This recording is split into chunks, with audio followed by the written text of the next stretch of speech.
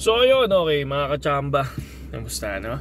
So balita ko profit daw kayo So wala, medyo busy tayo kanina. At ngayon magti-TA tayo mga kapatid. Medyo maliwanag no? So yun. So ngayon tingnan natin kung ano yung papasukan natin ulit. Okay, tulad nga lang sinabi ko, ang ganda ng TA natin kahapon. Pi Network no, nakuha si 1.42 tsaka si 1.36. And then ngayon nasa 1.12 no. So nalaglag no. Tama ba yung TA natin? So congratulations sa inyong lahat. At yun lang naman tayo, happy lang naman tayo pagdating sa ganyan. No, basta nakakatulong tayo, good na yun. Pero syempre, sa mga bago no, please like, share and subscribe na lang dun sa video natin. Kahit sa mga luma na dyan no, balatin nyo na sa akin yung like nyo no. Tsaka minsan share din tayo para ano, pogi. Okay, so next tingnan natin yung TA ulit natin for Pi Network and Bitcoin. Okay, so sa Bitcoin naman, ang support natin kahapon is 82,000. Okay, so hindi nakuha sa 82 no, hindi rin nakuha sa 85 na resistance natin. Kaya nga sabi ko sa inyo, ako hindi ako papasok sa BTC hanggat hindi nakukuha yung sinet ko na support and resistance. So meaning, ano yung ngayon yung TA natin ngayong araw na to? Okay, so today is March 18, 7:44 ng gabi. Okay, so for BTC kung titingnan natin, and Pi, napakagalaw nila ngayon no? Kung titingnan natin dito sa Pi, ang nakikita ko sa Pi, ang support level natin sa Pi is 1.05 and $1. Okay? Kung ma-hold to mga kapatid kung ma-hold ito, no? Kung ma-hold to possible, tinitingnan ko lang yung chart. 1.05 and $1. 1.05 and $1 USDT. So, kung tinitingnan natin, kung pumasok to sa ilalim ng 1 USDT or 1.01, possible kunin niya si 0.8 na naman Pag nabasag si $1, sure ball to, baka kunin niya si 0.8 no?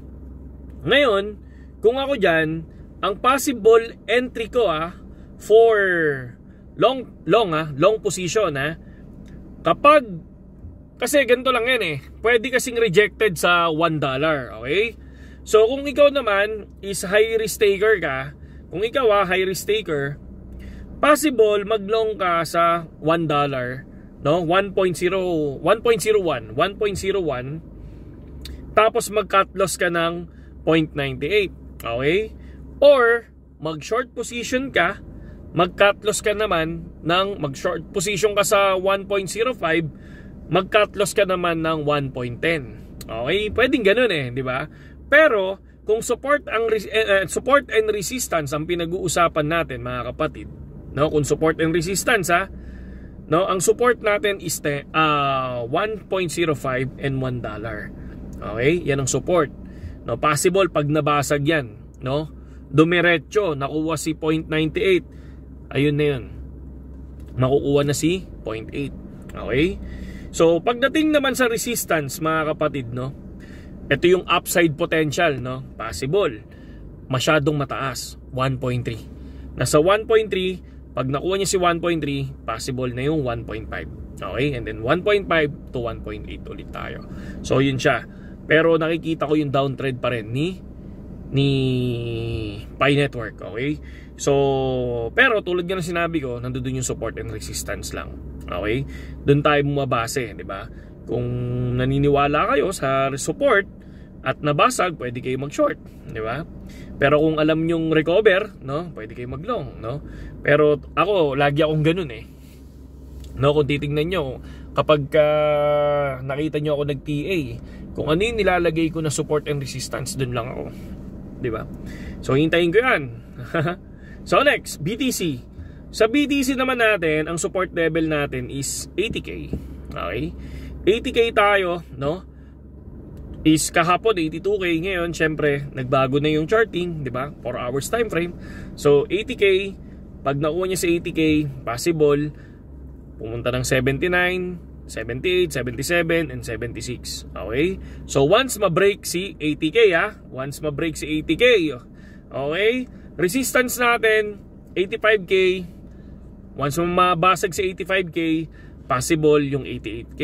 Okay, tulad ng sinabi ko lagi, huwag kayong kukuha ng, kunyari nabasag si 85, huwag niyo na kunin si 88, di ba? 86.5 pwede na kayo mag-TP dyan, or 85 pa nga, ang ganda-ganda na ng TP niyan. Ay, 86 ang ganda na ng TP nyo dyan, di ba?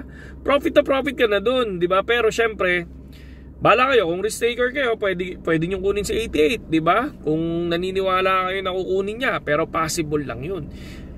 Pero ang pinaka nakikita ko dyan, 85 to 86.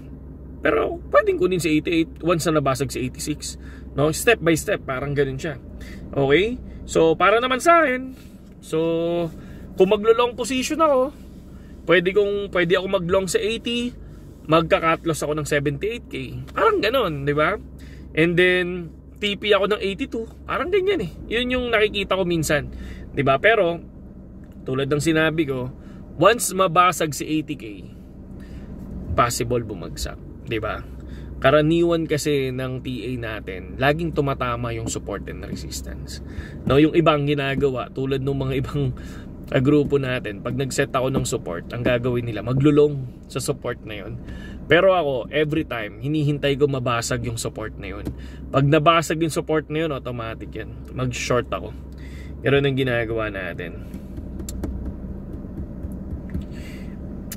Pero para sa akin naman, syempre, no, matindi ang volatile ni Pai eh. Makikita nyo, mamaya pump na naman yan. Parang ganun siya, di ba? So, pero kung long term, kung makikita mo kung long term ang usapan, ako Bitcoin talaga, di ba? Pero yun nga, dahil sa TA lang yung pinag-uusapan natin ngayon, support and resistance. Ayun, yun yung support and resistance natin. Okay, episode 16, yun lang, KGX, at saludo sa inyong lahat. Sa mga gustong pumasok sa Telegram, nandiyan yung link natin sa description. Okay, medyo pasensya na, medyo pagod lang tayo ngayon. Okay?